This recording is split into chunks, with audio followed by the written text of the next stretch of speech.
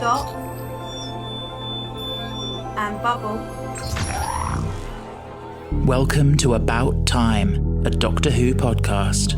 I'm Stephen, and I've been a Doctor Who fan since 2005, and usually I'm joined on the podcast by my boyfriend Ben. Today, however, I'm joined by special guests JP and Dominic to discuss the 2024 episode Dot and Bubble. And quite frankly, it's about time.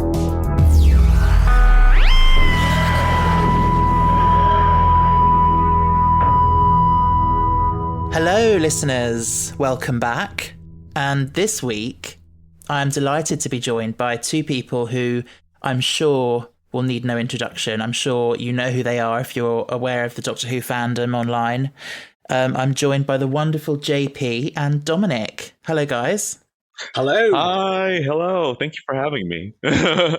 How are you both doing? I'm doing great. Yeah, fantastic. It's a nice early Sunday morning here on the East Coast of the US. Yeah, and I'm just so excited to be here. Lovely. Conversely, it's a more mildly overcast, but somehow still quite warm day in the UK. So it's certainly something to put up with. Hay fever. Yeah. The weather here has not been my favourite recently. I've heard you guys have been struggling over there a bit. Yeah. These past few days I've been sneezing like anything. It's just like, pollen, get out of me. Oh, yeah. 100%. Yeah. I hate it. Same here. It's just been like stuffed up for the past like 3 weeks. I've absolutely hated it. I cannot stand it. Well, thank you for joining me. We're here obviously today to talk about episode 5 of the most recent series of Doctor Who, Dot and Bubble.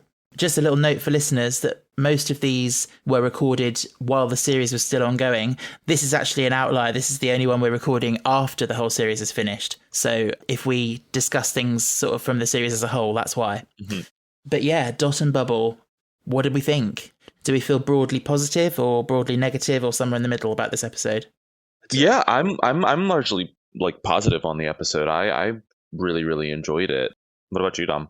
Yeah, broadly positive. I mean, I enjoyed it and definitely got what it was trying to say. And I think what it was trying to convey, it conveyed well.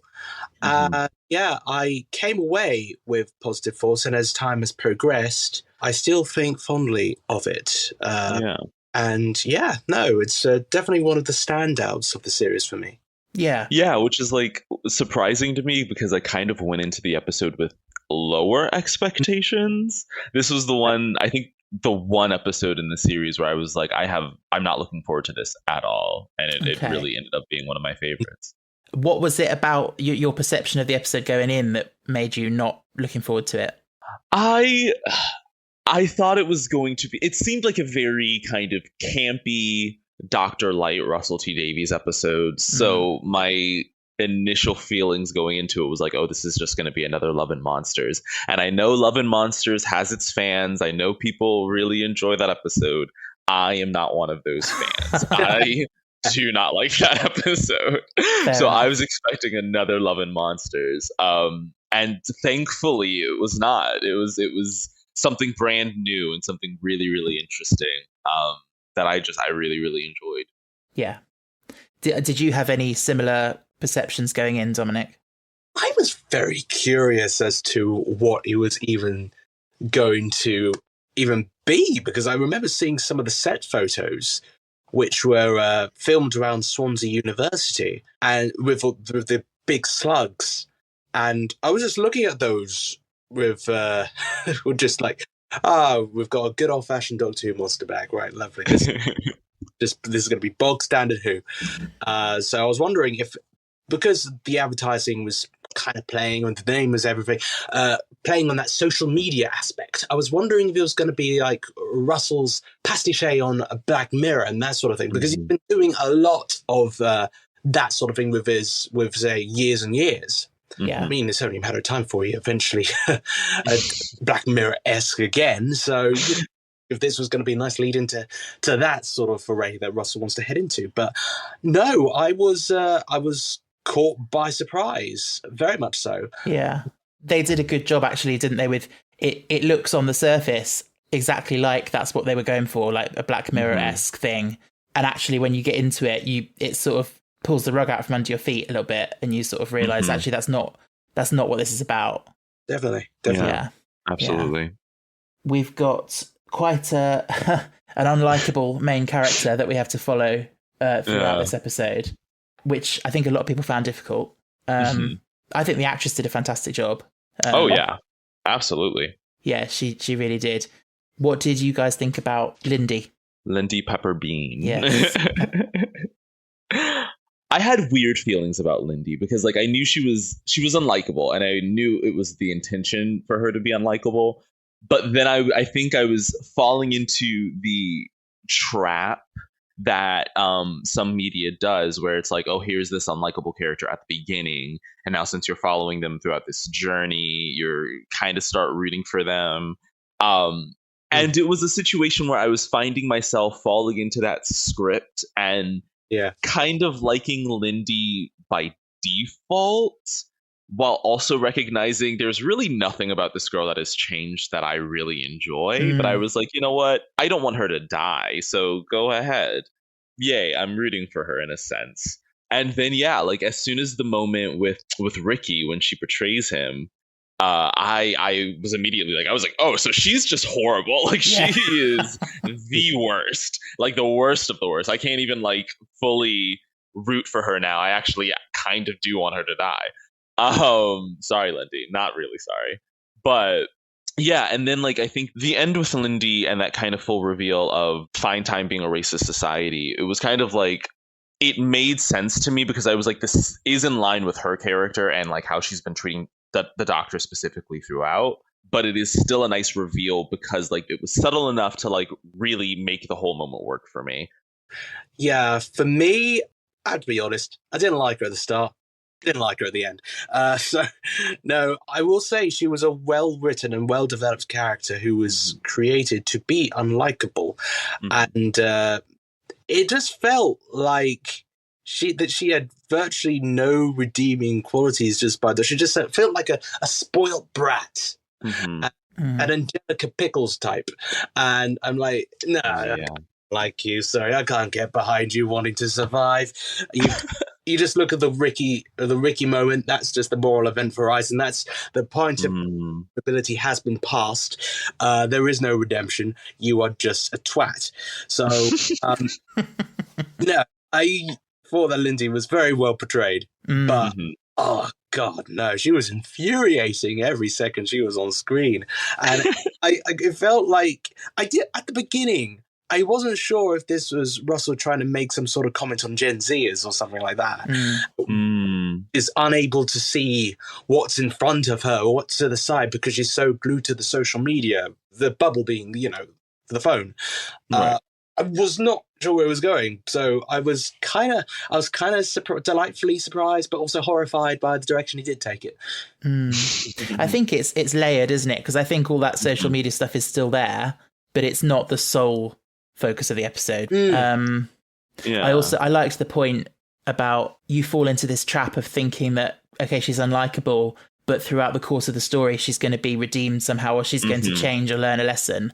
And you're sort of waiting for that moment to happen.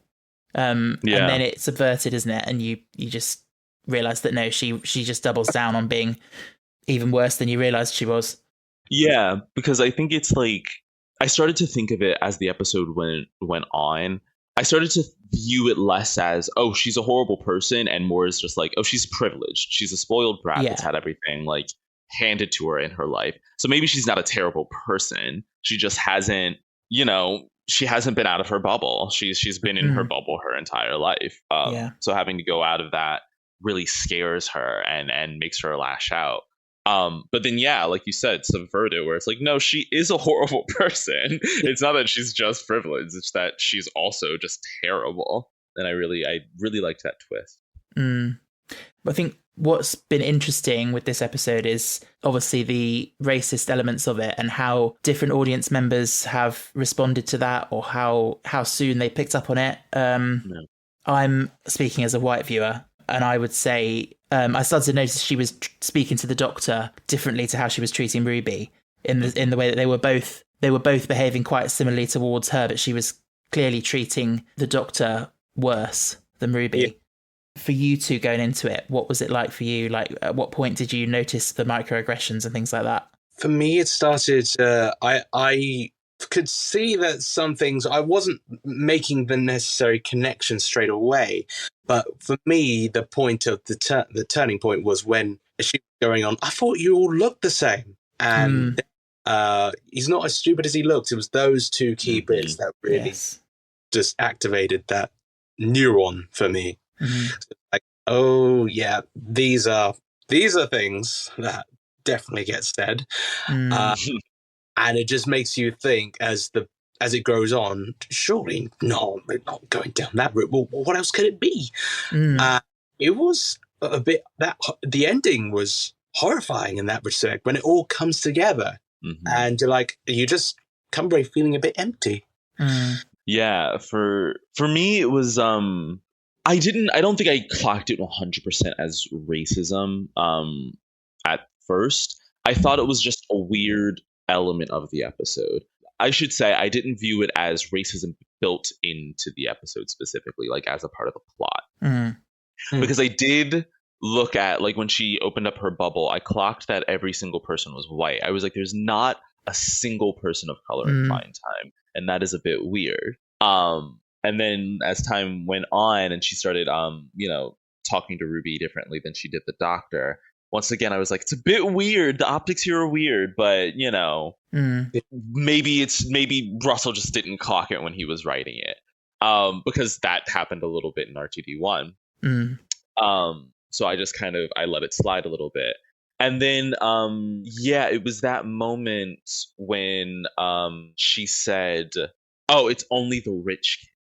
I thought that was the explanation as to why everyone was white. And it was a commentary on how, like, generational wealth has usually historically been kept within white families. Right. So I was like, okay, so maybe that's the explanation that they're going with. It's a bit weird, but I'll accept it. And then that's just kind of what I was running with in my head for the rest of the episode. I thought it was just a commentary on class until the very end when Lindy said, you, sir, are not one of us. And I was like, oh, they're going full force.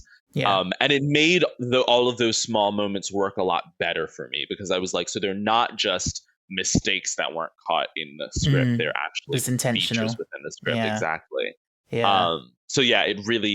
It made the whole episode work a lot better for me.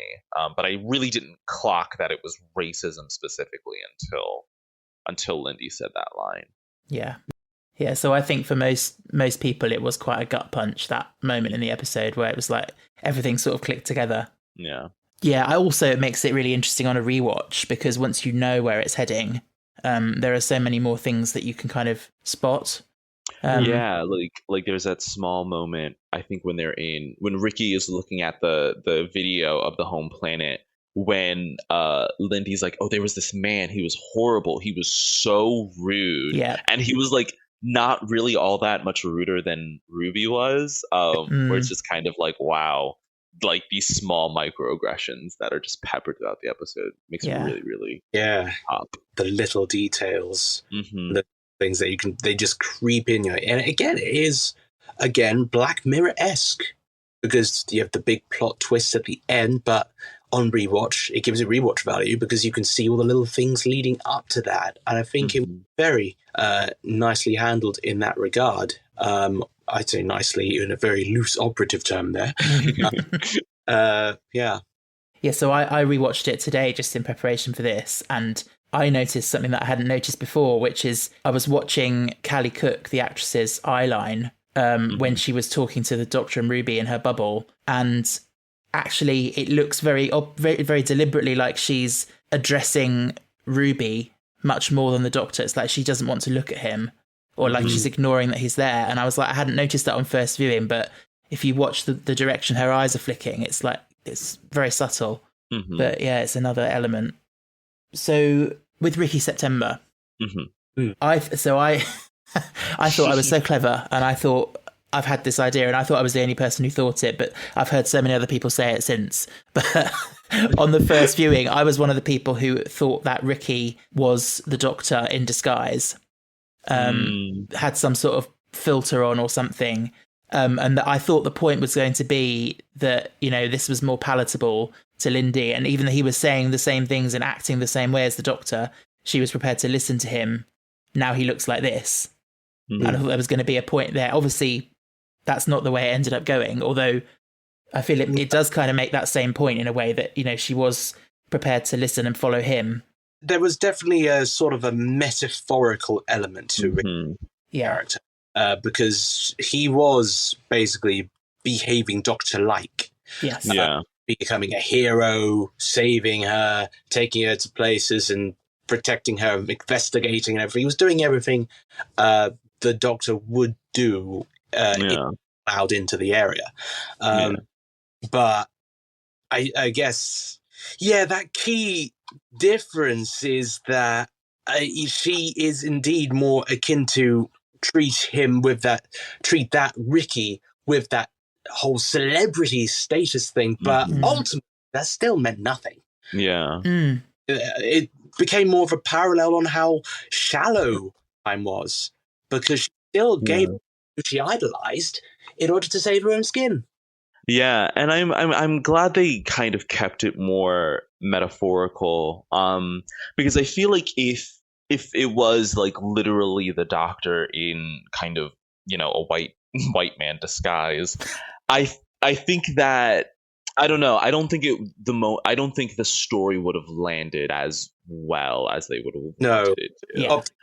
I think that sort of situation, kind of using some sort of technology to I guess curtail, for lack of a better word, the effects of racism. I think that is a storyline. They actually did a storyline like that in a show called Lovecraft Country. And I think a story like that requires more. It needs to be the story itself. You know what I mean? It needs to really examine what that means for the character specifically. And I think using that sort of technology to help a racist white character, it just really wouldn't land the same way. No. Yeah. So I'm really glad that they kind of kept it metaphorical, because I really think it lets the audience really think about the specific fact that, like, wow, Lindy was willing to listen to this kind of white version of the Doctor, like, meaning if the Doctor was really white, you know, if he was 10 or 11 or 12 or even 13, you know what I mean? She would have listened, you know what I mean? But then, I like what Dominic mentioned, is that even at the end, none of that would have really mattered, because she was willing to give up this man that she idolized, Ricky September, just to save her own skin.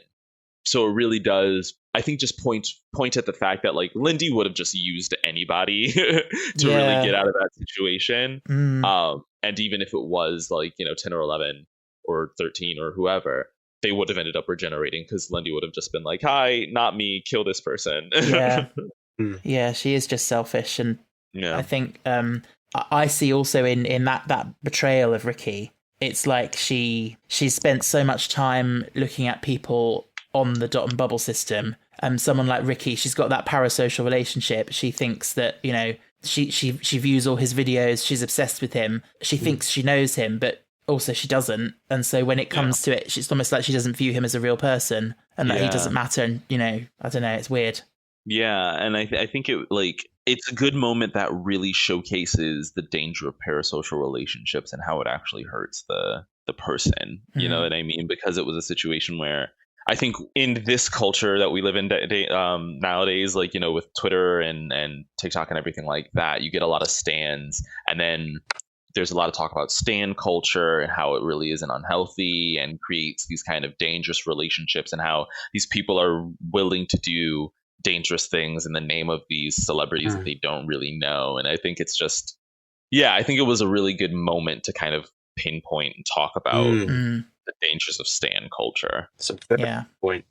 So this might be a bit of a moot question, but if Ricky had survived, how do you think he would have factored into that final scene? Do you think he would have been revealed to be just as racist as the rest of them? That's a very tricky one. I like to think that he was educated enough, that he educated himself to not be racist. But again, he's still under that same umbrella. He's still brought up in that world of fine time. He's still with all the people. He would have been probably brought up with those views even initially. So he's still probably going to have prejudice within him. And when he was talking to the doctor, he did still undercut him a bit, like that. Thanks. You don't need to explain, that sort of thing. Yes. Yeah. He, I think, probably would have been elected leader of their little foray into the jungle or whatever, because he was such a notable person. Is the one who everybody on Fine Time followed. Who better for them to be led into their potential deaths than the person who they trust the most, an internet celebrity? Yeah. Yeah, like I agree with that actually. I didn't think about that outcome. Because like I think Ricky was racist. I do. And I think it was a situation where he's educated himself, but he's educated himself with the knowledge and the books that exist within Fine Time. You know what I mean? And Fine Time wouldn't really have like anti-racist books, So it's a situation where I think Ricky might have wrestled with it a little bit more, not necessarily because he viewed the doctor as more of a person, but because he's like, but like, y'all, we're going to die. And, this person is promising to take us to a different place. I think that might have been a possibility. But I do agree with Dominic where I think he would have gotten caught up. He might have been thinking that in his head, but he would have gotten caught up in the whole situation of everybody else saying, no, we can't travel with this man. Ricky, you're our leader. You should be leading us to this new Fine Time that we're going to create on this planet. And then, he would have ultimately been the one to lead them into their deaths. But I don't think the outcome would have been radically different. No. It's interesting because he's kind of presented as like a woke character in that he's like, he turns his bubble off all day and everything, and he's like out of the bubble. But actually, the whole of Fine Time is in one massive bubble, as we see at the start of the episode. And he's still within that bubble. Exactly. What are your thoughts on, because it's quite interesting with the character of the Doctor, obviously, that's been through many different incarnations, and this being the first time that the Doctor at least remembers being non-white.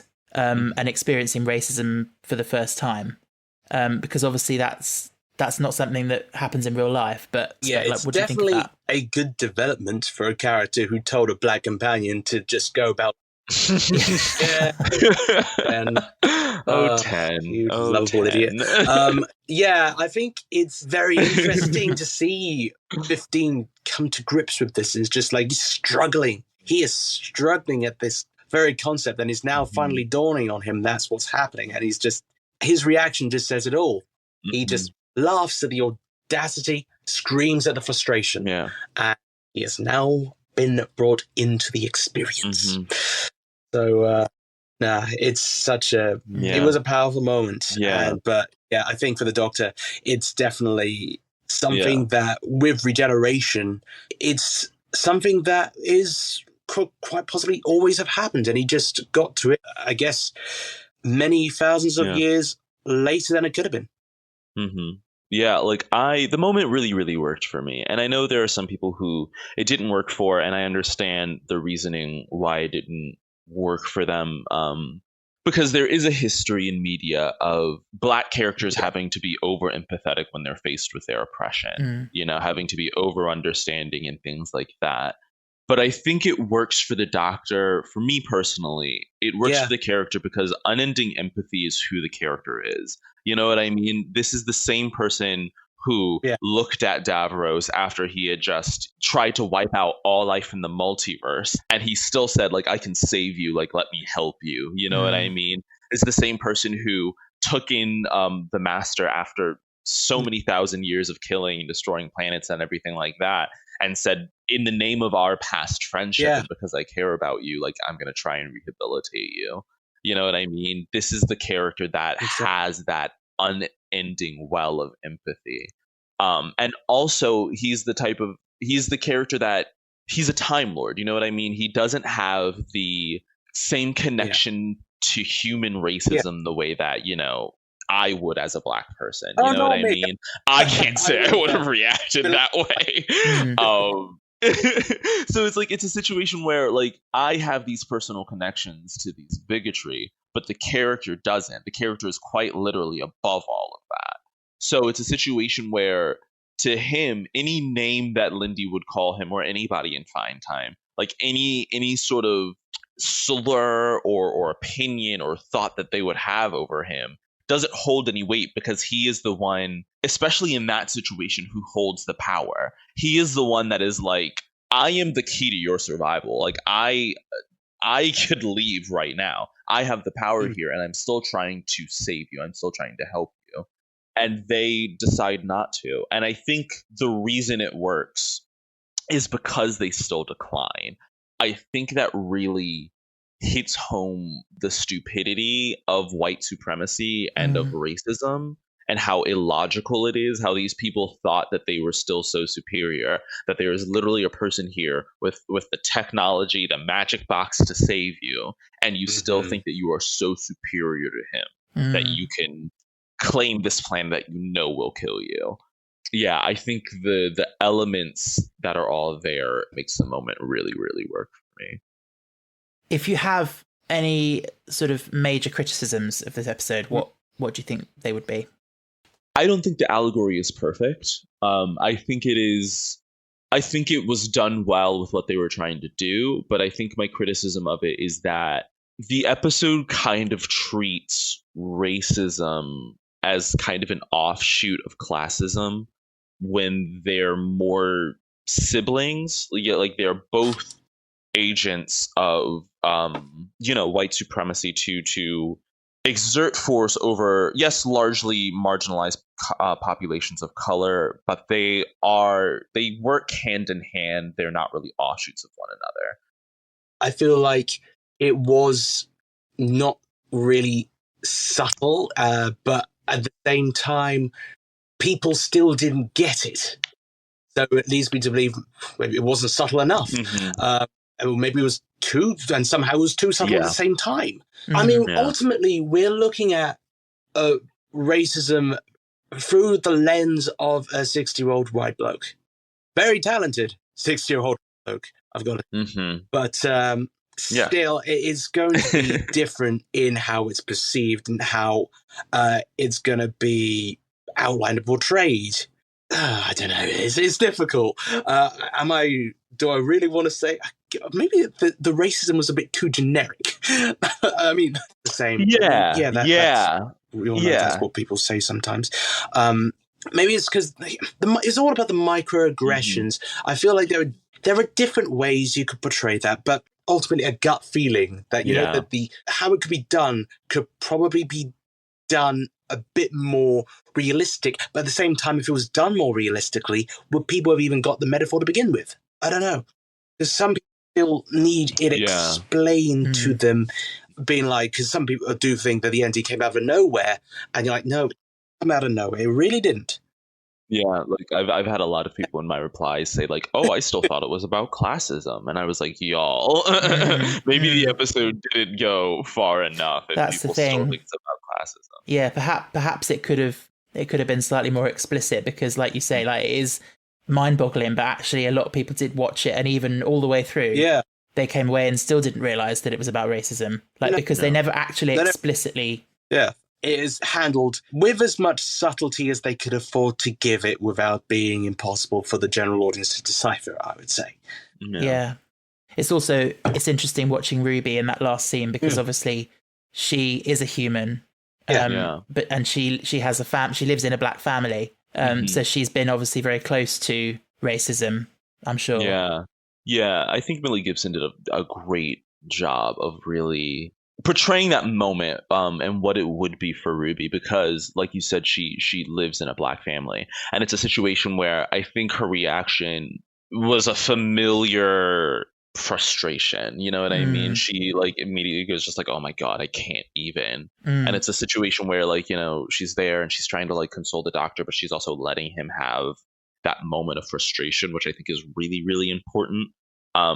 Like allowing him to have that kind of visceral reaction to what he just experienced. And it really did ring for me. Yeah, it's like this is something she's seen her mother go through. This is something she's seen her grandmother go through. Like she knows to just kind of be there for the person. Yeah.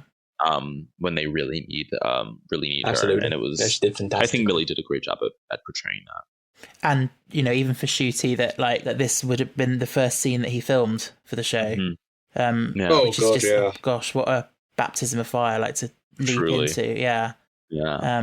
But yeah, he's been phenomenal this season. Absolutely fantastic. He's like, I think the only other Doctor I've warmed, like, I felt this warmly about this quickly, was my favorite Doctor, Peter Capaldi, the 12th Doctor. Yeah.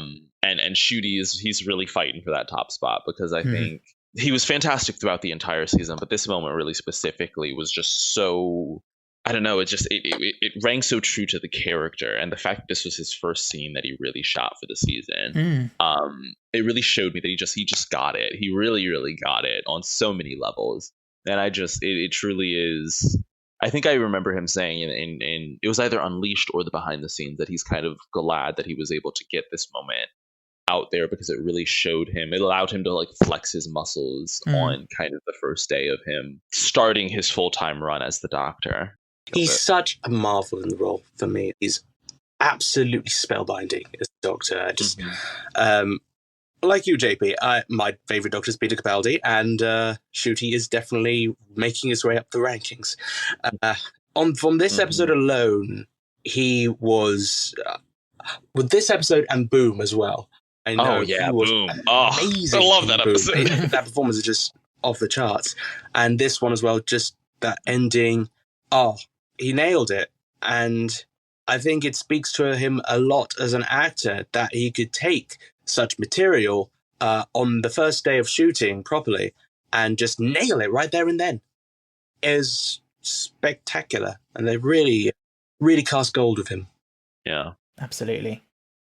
So an element of the episode we haven't touched on very much is the giant slugs. Oh yeah. What do we think about the giant slugs? Slugs coming in and eating people. Yeah. So classic. No, I thought they were nice window dressing before the actual point of the plot. They were obviously just like very slow assassins, but I found that funny because they were targeting people in alphabetical order. They couldn't exactly pick and choose. They just succeeded because people were distracted by their social media. It's like the hidden dangers. It's like being on your phone while walking in front of a car. No, it's very good. Absolutely, yeah. Yeah, like I really liked the slugs. I think like I've seen people like kind of wonder why the dots created the slugs in the first place and stuff like that. But to me, it really read as like they did it that way because if they like had just started, popping people's heads off like they did Ricky September, then people would have been like, whoa, turn off your dot, turn off your bubble, take up arms, start shooting the dots. You know what I mean? So they needed to kind of lead people into these slow deaths to make sure that they really got rid of the entire civilization. At least that's how I interpreted it. I know that's a bit headcanon-y, but that's really what made it work for me. Yeah. And yeah, like Dominic said, I think they're just like a really fun, classic Doctor Who villain, I think they also tie in really well as a metaphor, like to the whole thing of like Fine Time is this place that is presented beautifully and looks so sort of idyllic. And then you've got these icky, disgusting, slimy things causing problems and killing people. Yeah. And they're actually, if you actually open your eyes and look past your bubble, they're right there and they're screamingly obvious, but all these people just can't see them. Yeah, it's really interesting. Yeah, it kind of like also I think represents an underlying kind of, I guess, theme of the episode that I feel like isn't talked about a lot, but it's the idea that in a lot of sci-fi utopias, at least in the past historically, just because of how society has been, a lot of sci-fi utopias that are set in the far future are only white. You know what I mean? They only have white people. So it's kind of a situation where the whole episode, and I think the slugs also represent it, where it's like on the surface, it looks like this beautiful, amazing, wonderful future with like, you don't have to think for yourself. You only work 2 hours. You get to party all the time, et cetera, et cetera, et cetera. But there's kind of like this seedy, disgusting, gross, slimy underlying nature of it. I really like the slugs for thematic reasons as well. Yeah. Yeah, I just love this episode. I think Yeah. it's probably my top of the whole season. It's definitely up there for me. It's probably, I think, top three or four. I think, yeah, it's definitely in my top 3, I'd say. The aesthetics of the episode were very handled. Like this whole pastel lighting and design work that was put into it gave that sort of vibe that everything is so lovely. But when you get into the underground, it's like you were saying a moment ago, JP, it's all disgusting and seedy, and it just kind of thematically reflects visually how lovely Fine Time supposedly is. Yeah, I agree with that 100%. It kind of it plays into something else that I think somebody else brought up a little while ago, but they said that they felt like the episode was a bit too cartoony, and that they didn't like how it had this kind of cartoony aesthetic and these cartoony characters up until the end, and then it was like it's about racism. But I kind of agree with Dominic, where I think like the way that everybody was acting and kind of the pastel-y aesthetic of the entire world kind of makes it, at least to me, feel kind of dystopian. You know what I mean? Like any place that is that bright and that like it's putting forth that much effort to seem cheery and happy and like everything is fine, we're in fine time, kind of makes me feel like, oh, something's wrong with this area. And then everybody's, kind of heightened attitudes and like, oh my god, like like very, I don't want to say cartoony, but very stereotypically teenagery, stereotypically like spoiled, you know what I mean? It helped kind of lead into or play into the fact that this world is kind of a dystopia. I think the aesthetic and the set design and everything really played into that, and it really heightened the episode for me. Yeah, I would agree. Definitely. Usually on these episodes, I like to ask guests to give the episode a rating out of 10. What would you think to this episode? I think I would probably give it like a 7.5 or an 8. I think it's a really, really great episode. I think the aesthetic of it really works. I think it's a quote-unquote Dr. Light episode, but I think that Shooty and Millie make it feel like it's not Doctor or Companion Light. They really feel like they're really a part of the episode. I really think that Lindy is, I want to say, a great character, but not in the sense that it's like I like her. I think she's a very well written and very well realized character. That really, and her actress really makes her entire character really work and pop, and she makes her memorable. And yeah, I think the episode is really, really great. I think I will actually. I'm saying an 8. I'm landing on an 8. Cool. I was going to give it a solid 8 as well, because I think for those same reasons as JP, I really do enjoy the episode of what it goes for. I respect massively. The performances, fantastic. Sure, it's not exactly perfect in how it gets its message across, but I do think that it was done very well as it could have been done. So I would say, yeah, JP said everything I could say on the matter. So I'm going to say I give it an 8, and I think it's just great. Perfect. Yeah, I would agree with both of you as well. Like, it is a fantastic episode. It's not perfect, but I do applaud it for what it was doing, for what it was. And I think the only thing it highlights really is going forward. It's unfortunate that, the first Black Doctor that we've had has not had any episodes written by any person of colour.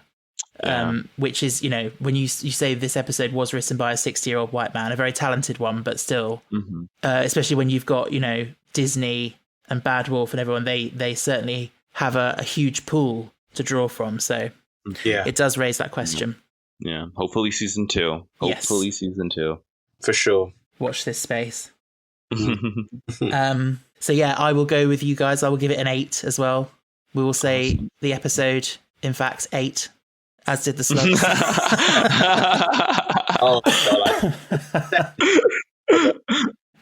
I always put out, just after the episode airs, I put out on social media as well for listeners to let me know what they think of the episode. I actually had a voice note sent in by Vicky Lee for this one, and here's what Vicky had to say. After seeing Big Slugs filming around a university, Dot and Bubble became the episode I was looking forward to the most. While it's a shame there wasn't more man-trap action, I was still rooting for Callie Cook's insufferable but lovable Lindy Pepperbean until the biggest Susan twist at the end yet. And oh my hopscotch, what an incredible and moving close to the episode. Acted brilliantly and perfectly by Ncuti Gatwa as the 15th Doctor realises the truth behind the Fine Time denizens. I may have hyped it up a little too much in my head, but that does not stop Dot and Bubble from being my third favourite episode of season 40. After all, I do love a good dystopia. I will love it until the end of time, and my man-trap shrine will soon be created. Thank you, Vicky. And Spider-Man Sai said, such a great episode, and that ending was absolutely devastating. Fine Time was clearly not fine, and I want to know more about its origins, and also what happened after. If Lindy survives, will it change her? There's an interesting story there for the future. Do we think it would change Lindy if she survives? Probably not.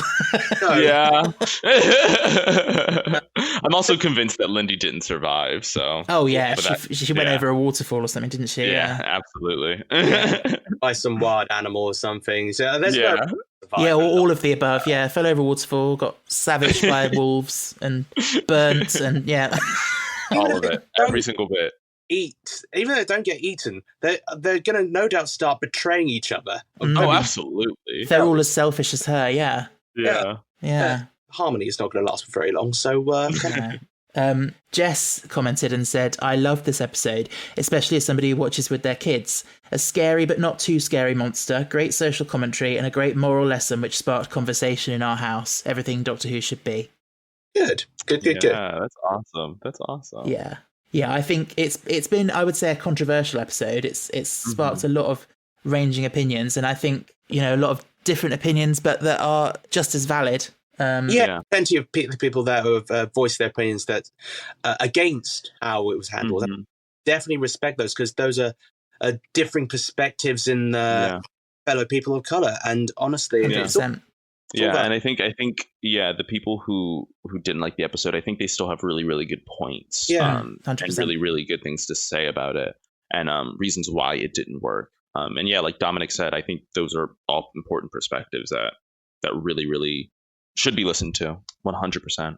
Yeah, absolutely. Always room to improve. Yeah, absolutely. So we're coming towards the end then of our little recording. Just before we finish, I would like to welcome a new patron to our Patreon, and that is Sarah. So huge thank you to Sarah. And you join the ranks of Louisa, Philip, Northerly, Jason, Joe, Tom, Louis, Michael, Ferna, Heather, Benny, Caleb, Monica, Amber, Jess, Kaylee, Kieran, Jay, Owen, Natalie, and Imogen. So huge thank you to all of you. We really, really appreciate it. Dominic and JP, thank you so much for this conversation. Thank you. Thank you so much for having us. It's been amazing. It's been fantastic. Thank you. Yeah. Pleasure. Fantastic episode and a fantastic and insightful conversation, I would say. So thank you for that, guys. Would you like to let listeners know where they can find you? I'm sure they already follow you, but just in case they don't. Also, if you want to find me, then I'm on Twitter at DominicJGM, or Instagram at Dominus of Time, and TikTok as well at DominicJGM. And I'm on Twitter as at the third JP, TikTok the same at the third JP. Amazing. Yeah, definitely go and follow those guys if you don't already. Thanks for joining me, guys. Next week, I will be back with another guest to talk about the next episode, Rogue. But until that time, listeners, stay cool, stay safe, stay fantastic.